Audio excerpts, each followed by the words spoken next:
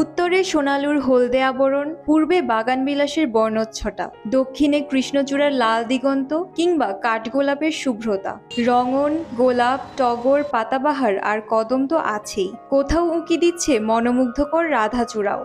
বৈশাখ ফুরালে ফুটবে এখানে হিমচাপা, চারিদিকে দিগন্ত জোড়া ফুলের বাহার যেন নিমিষেই মুছে দিয়েছে গ্রীষ্মের রুক্ষতা আর বর্ষার বিষণ্ণতাকে। পাহাড় আর গাছগাছালিতে ভরে উঠেছে নানা রঙের ফুলের সমাহার চট্টগ্রাম বিশ্ববিদ্যালয়। এই সময়টাতে আমাদের ক্যাম্পাসে বিভিন্ন রকমের ফুল ফোটে, কৃষ্ণচূড়া, সোনালু, এই ফুলগুলোর কম্বিনেশনে আমাদের ক্যাম্পাসটা আরও আকর্ষণীয় ওঠে। অনেক স্টুডেন্টরা এখানে এসে আড্ডা দেয়, পড়াশোনা করে, ছবি তুলে এবং এই ভিউটাকে এনজয় করে। পাহাড়ি পথগুলো ঝরে পড়া ফুল এবং পাপড়িতে নতুন রূপ পেয়েছে। কালো পিচ ঢালা পথ ফুলে ফুলে রঙিন হয়ে ওঠায় মারিয়ে যেতে বিষণ্ণ হয়ে ওঠে যেন মন।